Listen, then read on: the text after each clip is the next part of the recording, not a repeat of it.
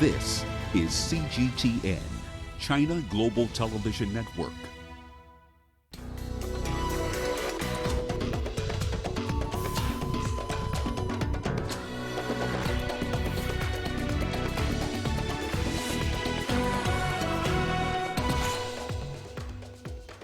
We'll bring you the latest on the fight to contain coronavirus as the death toll reaches 1,667. South Sudan peace process stumbles again as opposition chief rejects proposals on new states. And European foreign ministers consider using naval ships to enforce arms embargo in Libya.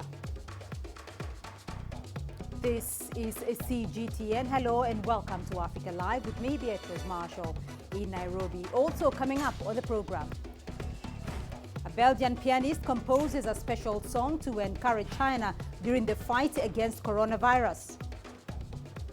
And in your sports, CGTN talks to Kathleen Noble, who is set to become the first Ugandan rower in Olympic history. Well, let's begin by taking a look at some of the latest numbers from the coronavirus outbreak.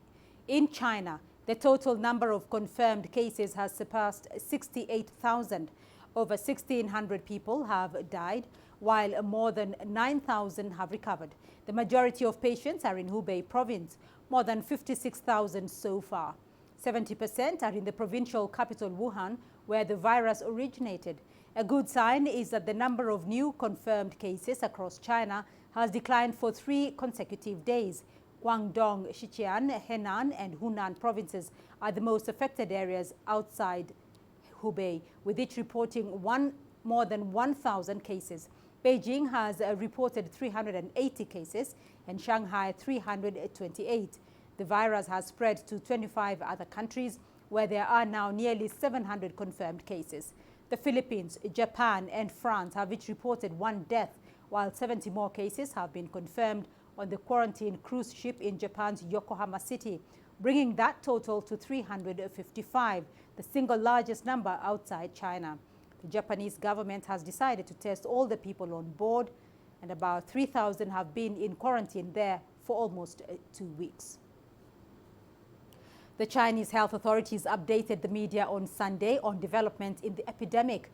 The National Health Commission spokesperson Mi Feng said prevention and control measures in China are having a noticeable effect, and he said that the proportion of confirmed cases that are severely ill in Wuhan dropped from a peak of 32.4% on January the 28th to 21.6% on February the 15th.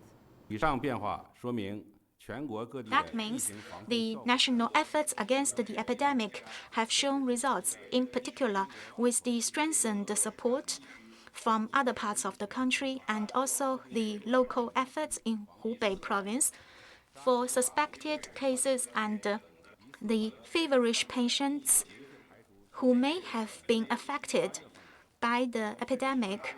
They are now taken in the relevant quarantine places, and this has laid a solid basis for the reduction in the severity of the epidemic. Well, the director of the African Union's African Center for Disease Control and Prevention has praised China's efforts in controlling the spread of the viral disease, which he described as impressive and positive. At the same time, he has called for international support for China, saying the moment calls for solidarity. Meanwhile, another top African Union diplomat has criticized countries that have suspended flights to China, saying the action does not reflect well on integration and solidarity. We have all watched with amazement the different measures that the government of China has taken. We've also seen how China is working closely with the WHO. I think that is very, very encouraging.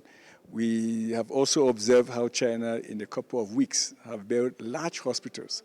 In weeks. I think that is really an important lesson. Africa, as a continent, is fully aware of the challenges going on in China, and they express their total support and solidarity with the government of China in combating this deadly virus. We here, for instance, in Addis Ababa, Ethiopian Airlines is still flying to China, and coming back. Only measure that we can do is, to strengthen capacity to detect early. You have more than 1 billion of people living in China. It is not because there is an outbreak that everybody should go out. This is also a solidarity with the Chinese people. I live with you, and if there is any problem, I run away. This is not fair. I need to be with you, share the concerns and the challenges with you. And that is what I call the true solidarity. Meanwhile, health ministers from the Economic Community of West African states have been holding a meeting in the Malian capital, Bamako, to discuss the potential spread of the virus in the region. The ministers from the 15 ECOWAS member states also expressed appreciation and support for China over the steps taken to combat the COVID-19 virus. Chinese ambassador to Mali, Xu Liqing, who addressed the gathering, pledged China's support for the African continent in the case of an outbreak. Health ministers from 15 West African countries highly appreciate China's efforts on containing the COVID-19 outbreak. Well, in South Africa, no cases of the coronavirus outbreak have been confirmed so far. This is according to the Chinese ambassador to South Africa, Lin Songtian. Lin addressed the media in Cape Town. CGTN's Lisa Njamela has the details. Share with you. And through you. The Chinese ambassador Lin Songtian says the Chinese authorities are working overtime to stabilize the situation of the coronavirus outbreak. Lin also asserted that effective and resolute measures are being implemented by the Chinese government to contain and control the spread of the virus. The ambassador also outlined how China and South Africa have so far worked hand in hand to prevent the virus from entering South Africa. China has adopted the most comprehensive and stringent prevention and control measure to resolutely contain the spread of virus out of China. We do it very serious and spend more effort to defeat the virus inside China. We try our best to keep the virus within our territory. We conduct the temperature screening at all departure airports and seaport and railway stations so as to ensure the virus will not be spread to other countries.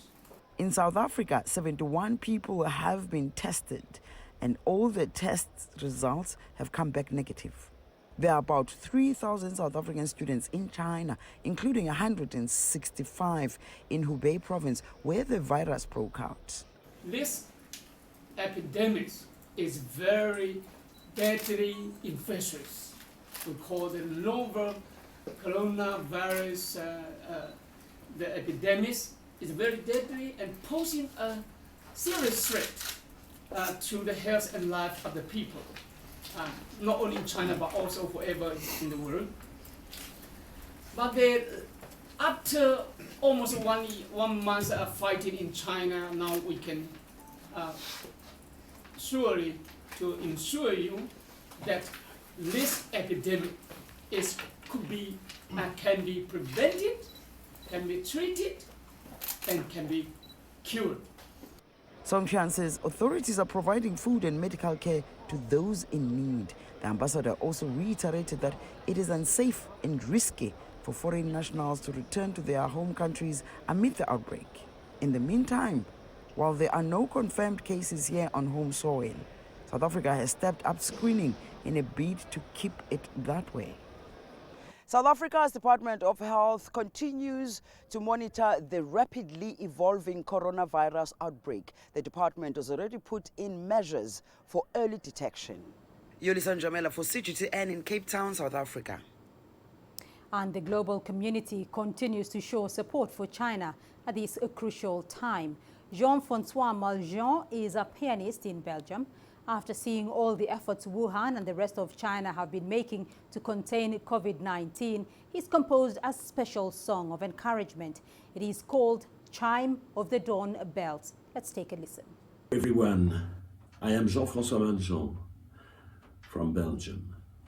My Chinese name is Shang Malong, and I want to tell you that we must keep away from virus, not from love. We have to fight against this virus, not against the people of China or Wuhan. And we have to admire those people who work in the hospitals and fight on the front line, hoping it will be finished very soon for everybody. And eventually I want to say that I hope that the song we created with my friends in Wuhan will help.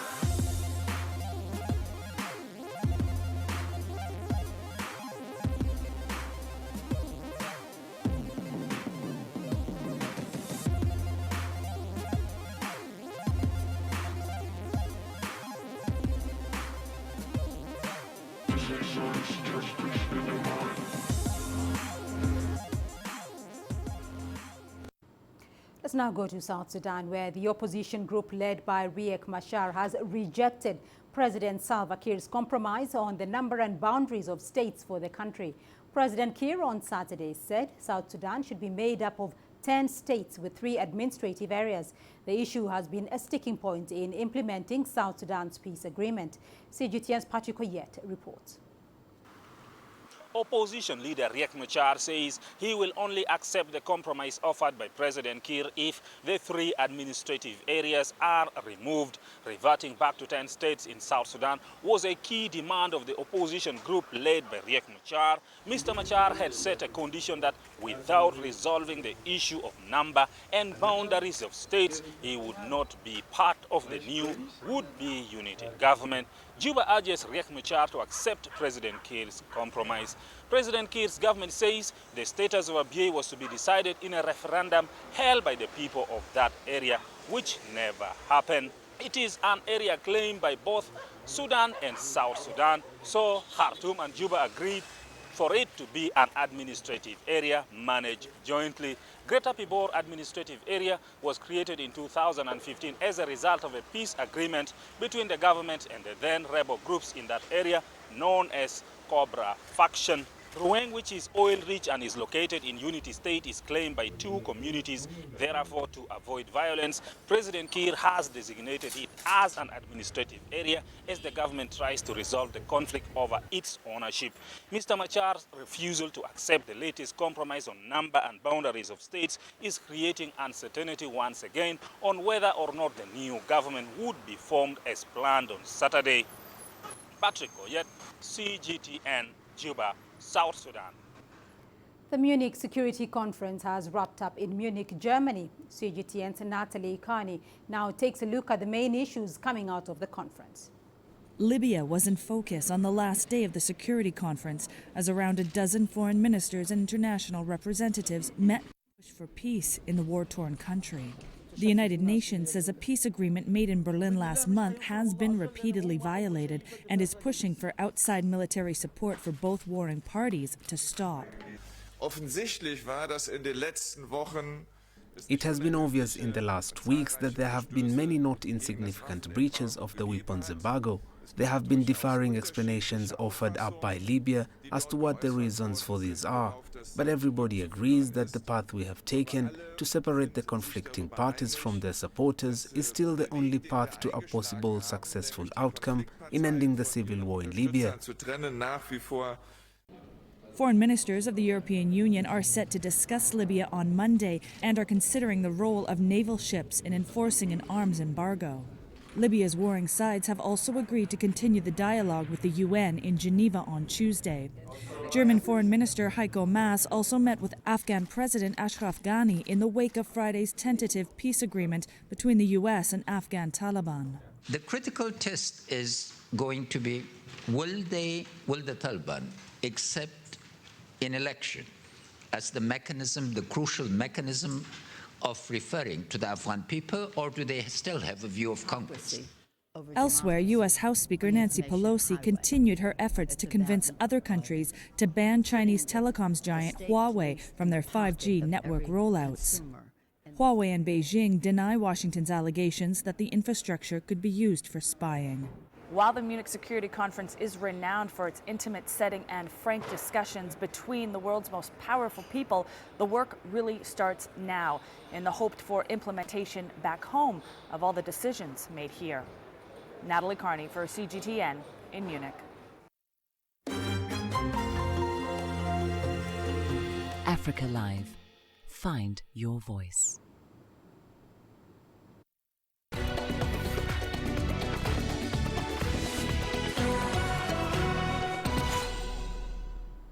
Now, Chinese food is popular in Egypt, but fears of coronavirus are affecting Chinese restaurants in the country. Chains owned by Chinese or Egyptians alike are mostly deserted, known for their famous spices imported from China and Chinese chefs. Egyptian Health Ministry announced that these restaurants will be subject to routine inspections as the country moves to prevent an outbreak. Adel Mahuri has more on that story. Recent years have seen significant growth in the number of Chinese restaurants in Egypt, but suddenly, many deserted their favorite kind of food. Fears of the new coronavirus is to blame. Known for their Chinese chefs and imported Chinese spices, the Egyptian Health Ministry has recently decided to upscale their inspections on these restaurants. We are getting more frequent health visits than before the corona outbreak. The health ministry is following us almost daily. Some Egyptians have been afraid, and whoever comes in would inquire about the source of our food. According to Alewa, their operation went down to just 5%. Their big blow, however, wasn't from Egyptians, but from the travel restrictions on Chinese tourists who've used to keep his 4 restaurants busy. I also have a travel agency which has completely stopped now. The restaurants have been greatly affected, and even my trade company with China, exportation has stopped. If we are losing money these days, it's nothing compared to the volume of work that we've made with our Chinese friends.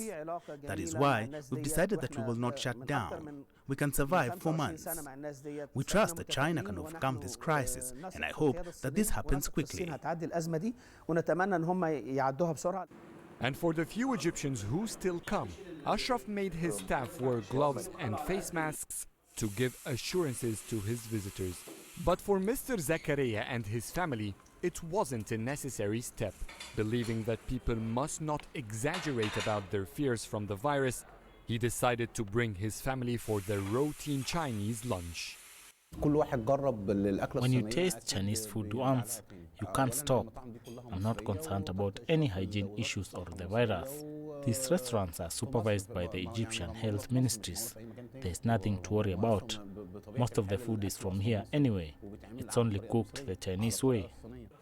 Only 1 coronavirus case has been confirmed in Egypt. Adel Mahroui, CGTN, Cairo. And your sports news coming up next. Here's what's ahead.